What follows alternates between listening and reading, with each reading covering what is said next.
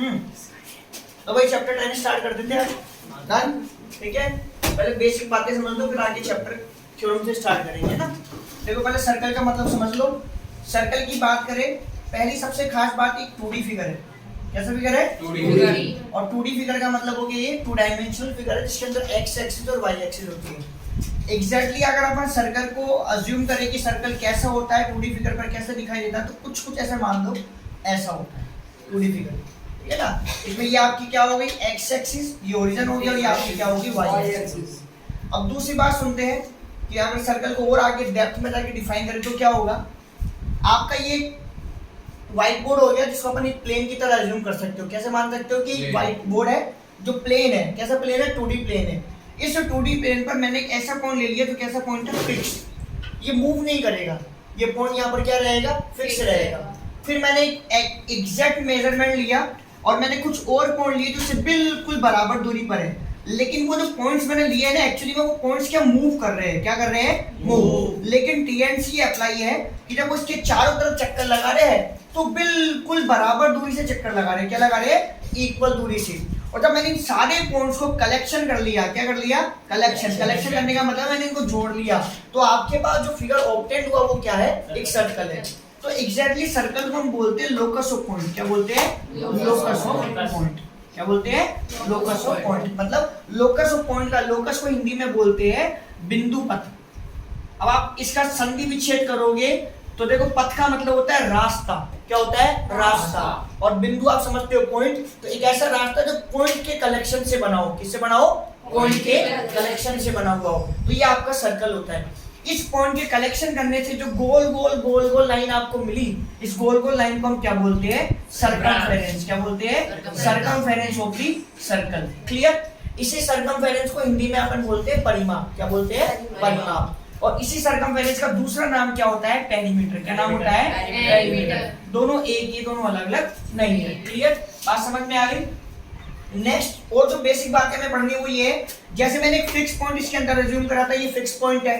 इस fix point को मैंने क्या नाम दिया? O। इस फिक्स पॉइंट को बोलेंगे सेंटर ऑफ द सर्कल। क्या बोलेंगे? Centre of the circle. ये जो फिक्स्ड डिस्टेंस है ना, ये FD फिक्स्ड डिस्टेंस, बराबर दूरी, ये बराबर दूरी है सारी। ये बराबर दूरी इसकी क्या कहलाती है? रेडियस। क्या कहलाती है? रेडियस। जिसको अपन किससे डिनोट करते हैं?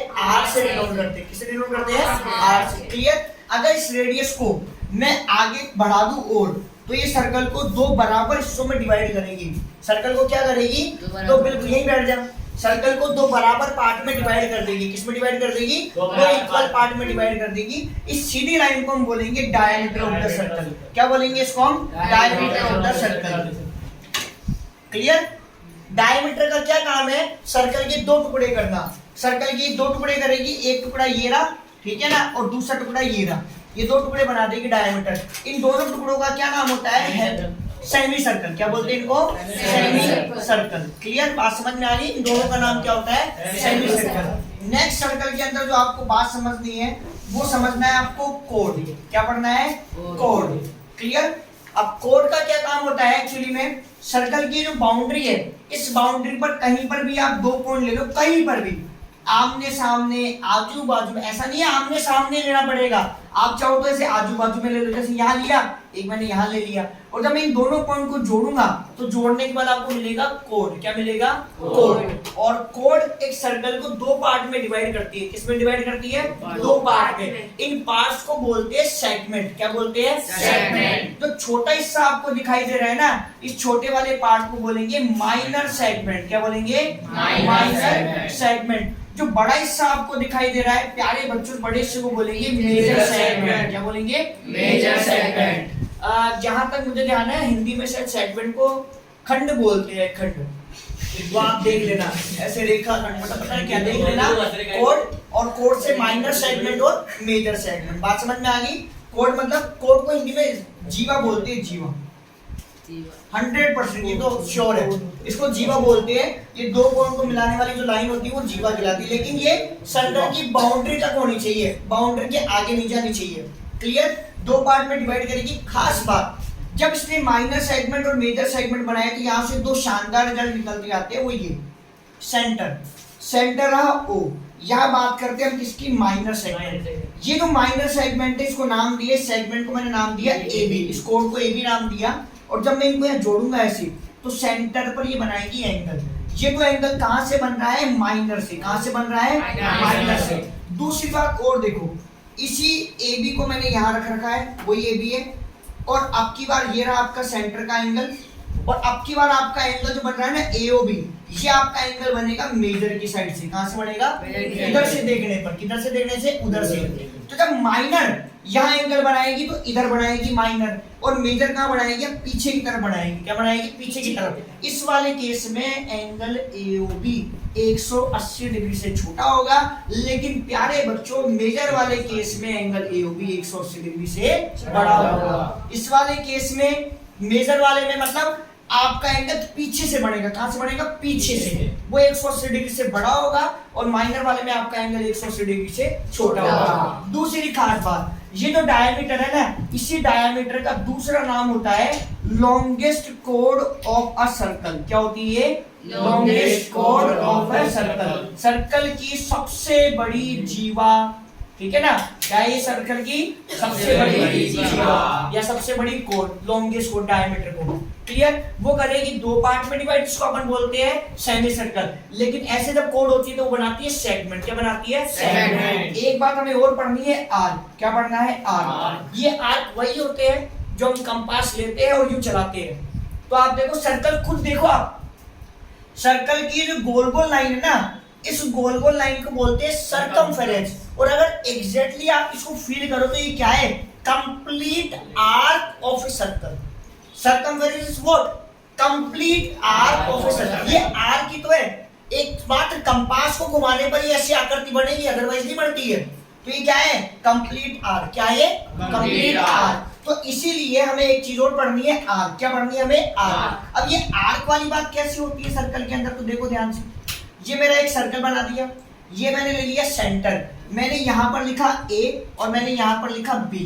अब मैंने इस AB को मैंने कर दिया डार्क। क्या कर दिया, डार्क। क्लियर, ये मैंने डार्क कर दिया। और एक मेरी आपको ये दिखाई देगी इधर की तरफ, ये दिखाई दे रही है ना इधर की तरफ, इधर नाम दे दिया C।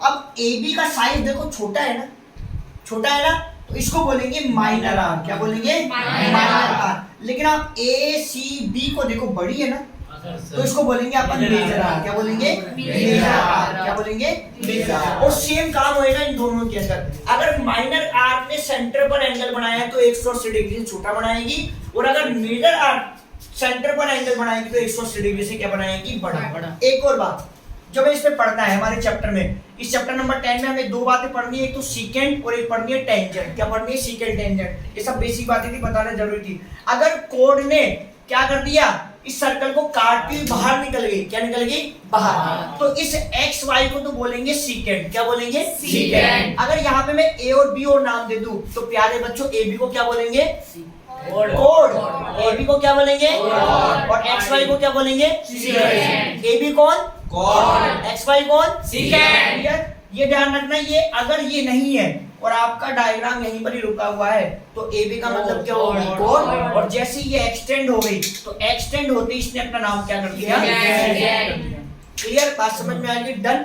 नेक्स्ट जो हमें इसमें पढ़ना है वो क्या पढ़ना है, अगर इस सर्कल पर कहीं पर भी कोई भी पॉइंट ले लो आप और इसको एक इंटरसेक्ट करती हुई एक लाइन अगर आप बना देते हैं, इस इंटरसेक्ट करती हुई लाइन को हम बोलते हैं टेंजेंट। क्या बोलते हैं, टेंजेंट। अब सर्कल कितने पॉइंट से बनता है वो हम काउंट कर नहीं सकते हैं। इसका मतलब है कि सर्कल के सर्कमफेरेंस पर बनने वाले टेंजेंट भी आप काउंट नहीं कर सकते।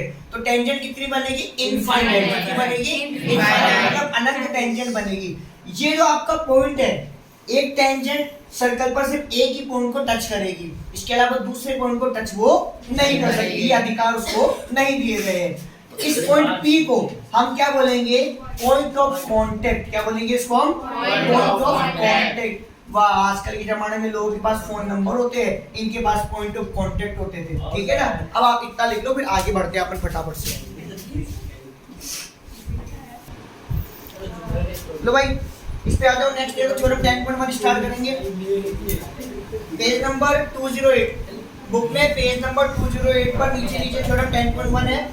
और 10.1 का स्टेटमेंट ध्यान से सुनना। क्या लिखा हुआ है, to prove that tangents at any point of a circle, circle के किसी भी पॉइंट पर जो टेंजेंट आप बनाएंगे इस परपेंडिकुलर, वो परपेंडिकुलर होगी टू द रेडियस, उस रेडियस के साथ में through the point of contact, through the point of centre, जो कहां से निकलेगी, नहीं through the point of contact है। क्लियर, आई बात समझ में? देखो क्या है इसका मतलब, इधर देखो बोर्ड पर, देखो बराबर से देखो आप, आपके पास एक सर्कल गिवन है। क्लियर, ध्यान से समझना भाई, सर्कल गिवन है, इस सर्कल का ये रहा सेंटर। क्लियर, ये आपके पास क्या रहा, इसका सेंटर रहा। डन, आगे बात समझ में। अब बात करते हैं, इस सर्कल पर आपको एक टेंजेंट दे रखी है और आपकी बुक में जो नाम दे रखा है वही लिख देते, बुक में नाम दे रखा है एक्स वाई, तो टेंजेंट का नाम क्या है, एक्स वाई। तो आप यहाँ पर जब आप सॉल्यूशन करेंगे ना, तो सबसे पहले आपको लिखना होगा गिवन, क्या लिखना होगा, गिवन, और गिवन में आप लिख देना X Y is a tangent of a circle, X Y is a tangent of a circle. और आप चाहो तो ब्रैकेट में ऐसे लिख सकते हो सी कोमार, सी कोमार का मतलब है सेंटर, आर का मतलब है रेडियस। एक ऐसा सर्कल जिसका सेंटर रेडियस गिवन है, लिखो तो लिख दे तो कोई बात नहीं। इसके बाद देखो टू प्रूफ पर थोड़ा ध्यान से समझना, इसके बाद टू प्रूफ की बात क्या है। उसने क्या कहा है, आपकी बुक में क्या लिखा हुआ है, the tangent at any point of a circle, circle के इस पूरे सर्कल के किसी भी पॉइंट से बनने वाली टेंजेंट इज परपेंडिकुलर, वो 90 डिग्री का एंगल बनाएगी to the radius through the point of contact, मतलब जो रेडियस है ना वो इस पॉइंट ऑफ कांटेक्ट के साथ में, ये ना पॉइंट ऑफ कांटेक्ट पी, इसके साथ में ये क्या बनाएगी, 90 डिग्री बनाएगी। तो आपका टू प्रूव है ओपी किस पे परपेंडिकुलर होनी चाहिए, एक्स वाई पे। क्लियर, बात समझ में आ गई। डन, अब बात करते हैं हम किसकी, कंस्ट्रक्शन की। अगर कंस्ट्रक्शन होगा तो हम कर लेंगे, नहीं तो कोई बात नहीं, तो अपन कर ही लेते हैं, क्योंकि बेसिकली जितने भी थ्योरम्स हम पढ़ते हैं वो बिना कंस्ट्रक्शन के नहीं होती है। डन, तो इसके लिए मैंने क्या करा, मैंने इस ओपी के अलावा, ध्यान से सुनना भाई, क्योंकि एक्चुअली में क्या है, मैथमेटिक्स कम है इस थ्योरम के अंदर और बोलते हैं ना एप्लीकेशन ज्यादा है, तो थ्योरी की तरह आपको काम में लेना है। देखो ओपी के अलावा एक्स वाई पर मैंने पी के अलावा एक पॉइंट और लिया, उस पॉइंट का नाम मैंने दे दिया आर। क्या नाम दे दिया, आर। और कंस्ट्रक्शन में मैंने ओ को आर से जोड़ लिया, ठीक है ना। तो मैंने कंस्ट्रक्शन में लिखा ज्वाइन ओ आर, ठीक है ना, और R is a point at a tangent except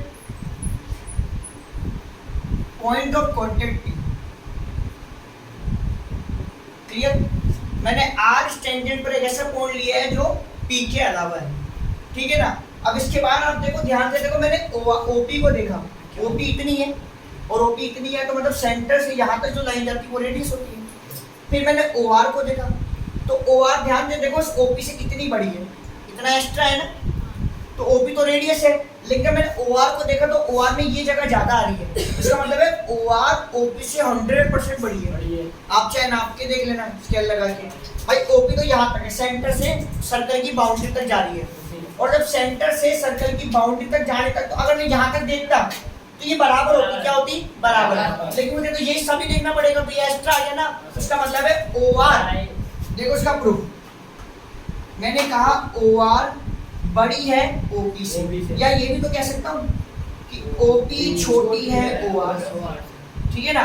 अब एक आध क्लास में अपने एवले बच्चे होते ही हैं, एवले बच्चे पता है ये नाम लेंगे नहीं, हम बार बार थोड़ी ना लेते नाम, तो यहाँ हम एक और टर्म ले लेते हैं और पॉइंट का नाम हमने लिख दिया S।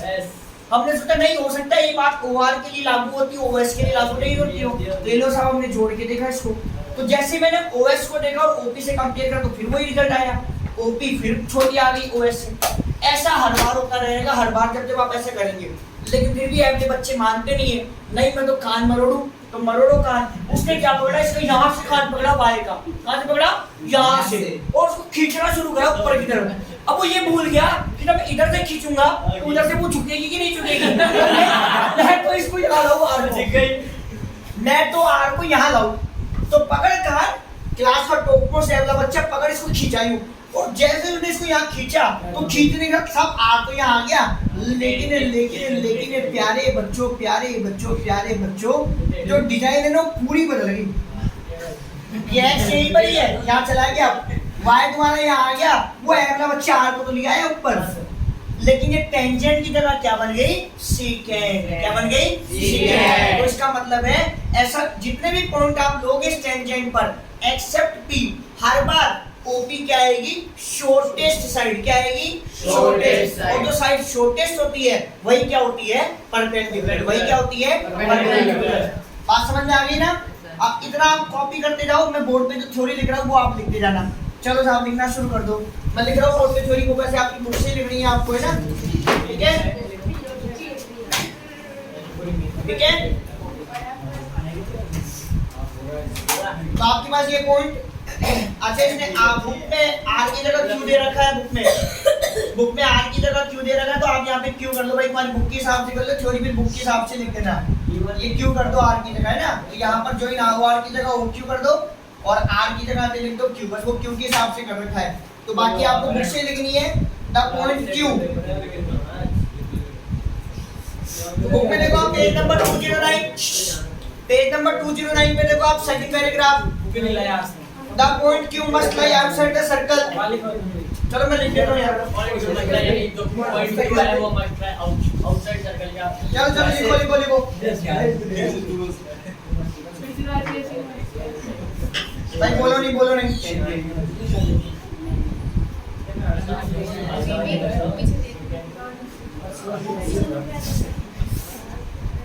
देखो, the point Q must be lie outside the point Q must be lie outside the circle if Q lies inside the circle, then XY will become tangent, become secant,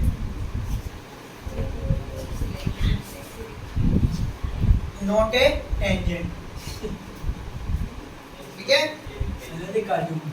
so therefore it happens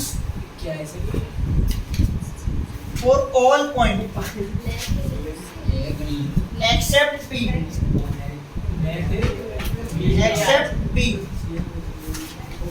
so therefore OP is the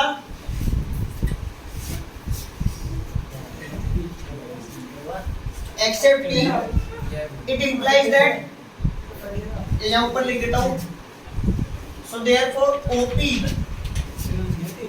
is the shortest side, so therefore OP is perpendicular XY। Sir लिख लो साहब, अरे chemistry का sir idea लो guys, फटाफट देखो 9.1 क्या है भाई। देखो फर्स्ट क्वेश्चन जो वर्बल है, वर्बल सुन लो। देखो how many tangent can a circle have, सीधा सा जवाब लिख देना इनफाइनाइट। एक सर्कल में कितनी टेंजेंट होती है, इनफाइनाइट होती है। दूसरा फिलिंग द ब्लैंक्स में पहला सुनो, a tangent to a circle intersect it in. एक सर्कल में जो टेंजेंट बनती है, देखो ये सर्कल, ये टेंजेंट एक ही पॉइंट पर इंटरसेक्ट करेगी। दूसरा a line intersecting a circle in 2 point, अगर 2 पॉइंट पर इंटरसेक्ट कर जाएगी सीकेंट जाएगी। A circle can have dash parallel tangent at the most. तो देखो बात को समझो, एट द मोस्ट का मतलब ये हो गया एक सर्कल पर कितनी पैरेलल टेंजेंट बन सकती है। पैरेलल का मतलब है ऐसे आमने सामने। अब आप कितने भी डायग्राम बना लो, हर बार आपके पास दो पैरेलल टेंजेंट आएगी ऐसे।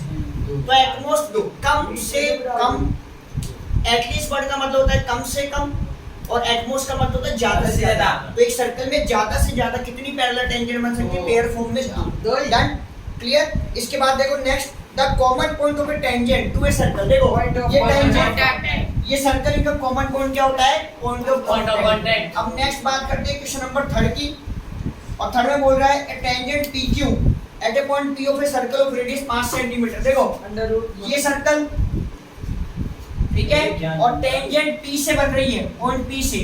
तो P से टेंजेंट मैंने ये बनाई PQ, ये लो, क्लियर। और ये टेंजेंट आपकी कितनी है, इसका तो मेजरमेंट नहीं पता लेकिन रेडियस पता है 5 सेंटीमीटर की, ये लो, ये आपकी 5 सेंटीमीटर की रेडियस होगी, ये हो गया O, और O और P को मिला लो, और O से P की O से Q की दूरी, अच्छा यहाँ P से टेंजेंट है, और ये जो OQ है वो OQ आपका कितना है 12 सेंटीमीटर, कितना है 12, ठीक है। अब आप देखो सीधी सी बात है, मैंने तुम्हें चैप्टर नंबर 11 पढ़ाया था, उसमें मैंने बताया था टेंजेंट जब बनती है तो यहाँ पर कितने डिग्री का एंगल बनता है, 90 डिग्री। तो 90 डिग्री के ठीक सामने हाइपो, इधर आपका कौन है बेस, ये परपेंडिकुलर है। P आपको निकालना है, P बराबर क्वेश्चन मार्क, तो आपका P स्क्वायर बराबर क्या हो जाता है H square minus B square. H आपका कितना हो गया 12, तो 12 का स्क्वायर, बेस आपका कितना हो गया 5 का स्क्वायर, तो 144 माइनस 25 माइनस करने पर कितना हो जाएगा 119, ठीक है। और इसे आप ले लो अंडर रूट, और यहाँ P का मतलब कौन है PQ, यहाँ P का मतलब कौन है PQ का स्क्वायर, और आप इसका अंडर रूट लोगे तो कितना जाएगा 119, प्राइम नंबर है तो अंडर रूट में ये का ये जाएगा, और सेंटीमीटर, क्या ऑप्शन लिख लो फटाफट से। और लास्ट क्वेश्चन किसी काम धाम का नहीं, इसको छोड़ देना आप भाई। आप ध्यान से सुनो, अब इस चैप्टर में सबसे इंपॉर्टेंट पार्ट हम पढ़ेंगे, और आपकी बोर्ड के लिए बहुत इंपॉर्टेंट थ्योरम है, इसको बहुत ध्यान से पढ़ना, कंफर्म है आपकी बोर्ड के लिए इंपॉर्टेंट थ्योरम है। और थ्योरम का स्टेटमेंट क्या है, इस थ्योरम को बाद में कराऊंगा, थोड़ा सा रुककर पहले इससे जुड़ी कुछ बातें बताऊंगा, वो सुनना। देखो स्टेटमेंट तो बोल रहा है कि to prove that the length of a tangent drawn from an external point to a circle are equal in length. इसको तो बाद में देखेंगे, पहले कुछ छोटी-छोटी सी बातें देखते हैं। देखो सुनो ध्यान से, अगर आपके पास एक सर्कल हो ना, सिंगल सर्कल, तो बात थी क्या कि इस पर कितनी टेंजेंट बनेगी, तो आपने जवाब दिया था कि इस पर इनफाइनाइट टेंजेंट बनती है, कितनी बनती है इनफाइनाइट। इसके ऊपर की बात करते हैं, इसके बाहर से बात करेंगे तो डेफिनेटली दो ही टेंजेंट बनेगी। हमने चैप्टर नंबर 11 में पढ़ के लिया, सर्कल में लाइन बनाकर कंस्ट्रक्शन बनाए थे, और दोनों की लेंथ भी बराबर होती है, अरे होती है कि नहीं होती। तो आपकी ये थ्योरम तो इसी से रिलेटेड है, ये तो एक बात हुई। अब दूसरी बात सुनो, क्या अगर मान लो ये सर्कल पेयर फॉर्म्ड है, क्योंकि यहाँ से आपके एग्जाम में MCQ बनने के चांस है, तो उसको आप ध्यान से हेडिंग लिख लो MCQ, और उसको उस हिसाब से लिखना। अगर सर्कल दो आपके पास हो तो कैसे कैसे टेंजेंट बनती है, तो देखो एक टेंजेंट का स्ट्रक्चर ऐसे बनेगा, ये कहलाती है ट्रांसवर्सल टेंजेंट। क्या कहलाती है ट्रांसवर्सल टेंजेंट। आप लिख लेना त्रियक स्पर्शी रेखा, क्या लिख लेना त्रियक स्पर्शी रेखा, ये होती है ट्रांसवर्सल टेंजेंट। क्लियर, बात समझ में आ गई। ऐसे पहली जो बात ये हुई, दूसरी और आपके पास कैसी टेंजेंट बन सकती है इसके अंदर, या भी एक दूसरे को एक टेंजेंट आपके पास ऐसे बन सकती है, ये कॉमन टेंजेंट से, ये कैसी टेंजेंट से कॉमन टेंजेंट, ये आमने सामने होगी बिल्कुल, तो ये आपकी कहलाएगी पैरेलल टेंजेंट। क्या कहलाएगी पैरेलल टेंजेंट। ठीक है, अगर मान लो ये दोनों सर्कल एक दूसरे को ऐसे इंटरसेक्ट करें, तब कितनी टेंजेंट बन सकती है जो कॉमन होगी, दो। कितनी बनेगी, दो। यहाँ पर देखो, यहाँ पर तो ये बन रही है और बनने में ये भी बन रही है, एक बार में देखो तो चार बन सकती है ना चार, ये दो बन रही है, इसके ऊपर से भी बन जाएगी, वो मैंने आपको अलग अलग कर दी है। अगर ये एक दूसरे को बाहर से छुए तो कितनी कॉमन टेंजेंट बनेगी, एक। कितनी बनेगी, एक। अगर ये एक दूसरे को अंदर से छूते हैं तो कितनी कॉमन टेंजेंट बनेगी, एक। ठीक है, लेकिन अगर ये एक दूसरे के अंदर माने हुए हो तो टेंजेंट बनेगी 0। यहाँ से आपका MCQ में 1 नंबर का या आधे नंबर का सवाल ड्राइव हो सकता है, आप इसको लिख लो फटाफट से, फिर अपन आगे काम करेंगे। हाँ जी, देखो अब आगे अपनी थ्योरम पर जो सबसे काम की है, थ्योरम 10.2, ठीक है ना। और एग्जाम के हिसाब से भाई सब बिल्कुल ऐसे बोलते हैं ना, मोली बढ़िया सी बांध के ऐसी साइड में बांध के रखना था कि परमानेंट याद रहे।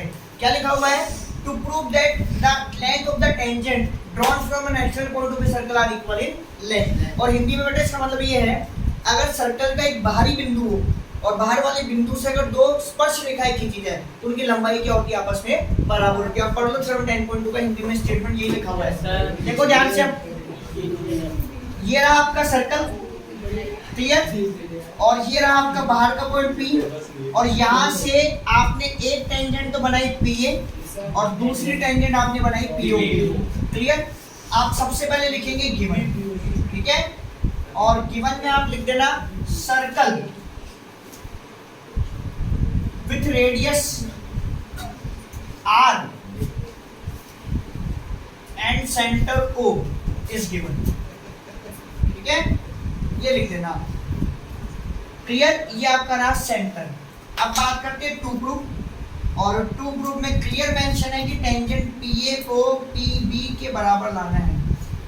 PA को किसके बराबर लाना है? PO B के बराबर लाना है।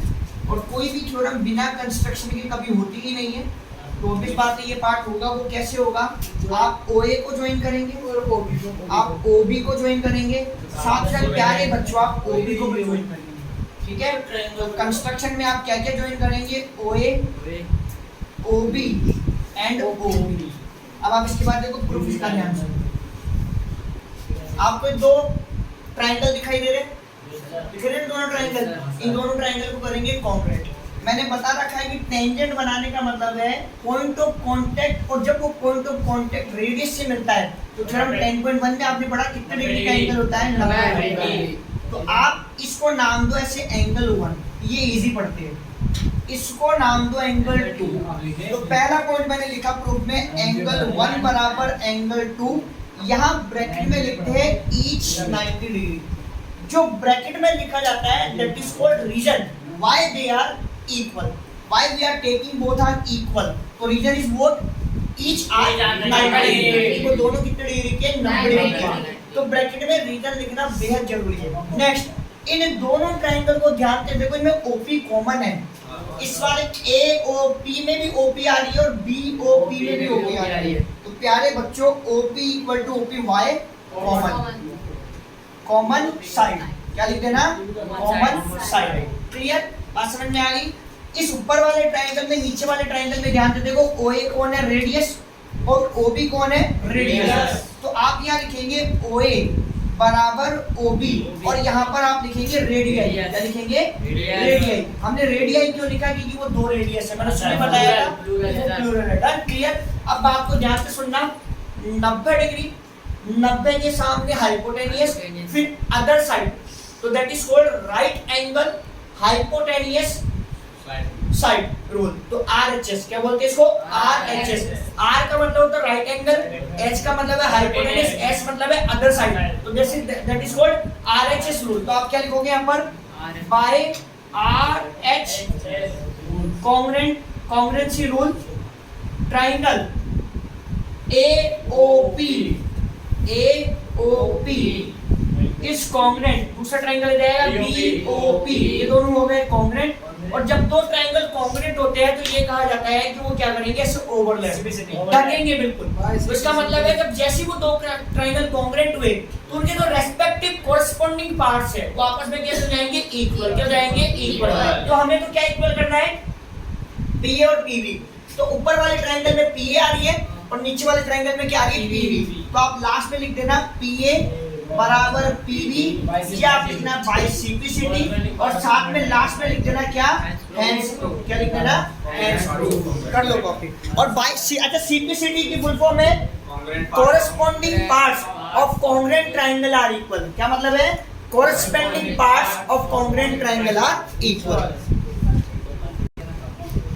लो साहब देखो इधर 10.2 का पहला क्वेश्चन है from a point Q the length of the tangent to a circle is 24 centimetre. देखो ये कह रहा है एक सर्कल है और एक पॉइंट है Q, उस Q से जो टेंजेंट बन रही है ना, उस टेंजेंट की लेंथ तो है 24 सेंटीमीटर, और साथ में कह रहा है जो Q पॉइंट है ना वो सेंटर से 25 सेंटीमीटर की दूरी पर है।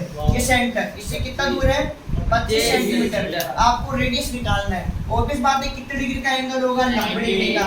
तो 90 डिग्री के सामने आपके पास हाइपोटेनियस है, आपके पास कौन है? बेस। क्या निकालना है आपको? परपेंडिकुलर। वो आप निकाल ही लोगे। p स्क्वायर बराबर क्या हो जाएगा? h square minus b square. और यहाँ परपेंडिकुलर कौन है? Radius of the circle.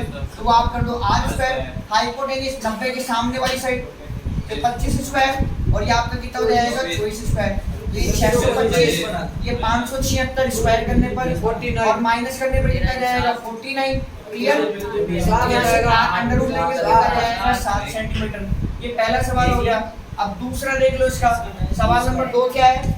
ये कह रहा है सामने देखो डायग्राम बना हुआ है और एंगल O तो 110 डिग्री है, एंगल PQ मांग रहा है आपसे। देखो कुछ भी नहीं है, बिल्कुल साधारण सा क्वेश्चन है। ये लो, ये रहा आपका सवाल, ये रहे, ये रहा O सेंटर, ये रहा P, ये रहा Q।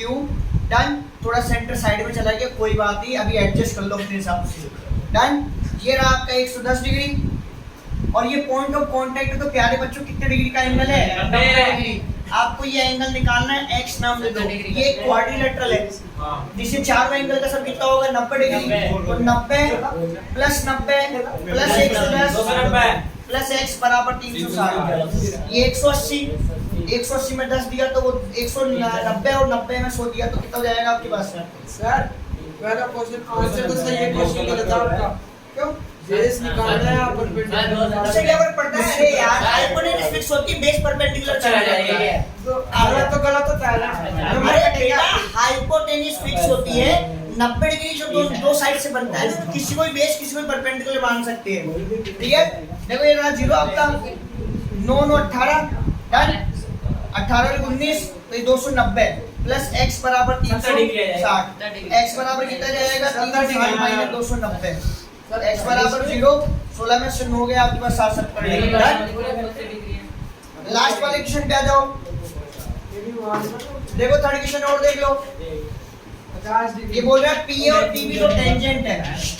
2 मिनट भाई, बिल्कुल चुप।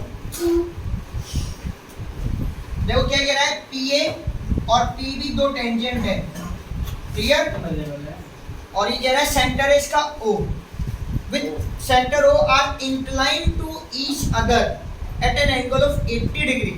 ये दोनों टेंजेंट जहां पर मिल रही है वो एंगल बन रहा है 80 डिग्री का। कितने का बन रहा है? 80 डिग्री का। और आपसे बोल रहा है एंगल POA कैलकुलेट करो। ये तो O है और आपको कौन सा एंगल कैलकुलेट करना है? PO और A। ये एंगल कैलकुलेट करना है आपको। अब देखो सुनो मेरी बात को। अभी थ्योरम 10.2 पढ़ाई थी, मैंने कहा था ये दोनों ट्रायंगल कॉन्ग्रुएंट है। तो इसका मतलब है हर चीज बराबर होएगी। तो 80 डिग्री का एंगल है ना, टोटल 80 डिग्री का है, तो कितना हो जाएगा 40 और 40 का। और ये कितने का होता है? 90 का। ये कितने का होता है? 90 का। ये छोटा ट्रायंगल दिख रहा है आपको, और ट्रायंगल की तीनों एंगल का सम कितना होता है? 180। इसको मान लो आप x, तो 40 प्लस 90 प्लस x बराबर 180। कितना हुआ? 130 प्लस x बराबर 180। तो x कितना आ गया? 50 डिग्री माइनस 150। x कितना आ गया आपके पास? 50 डिग्री। आगे ना? ठीक है ना? चलो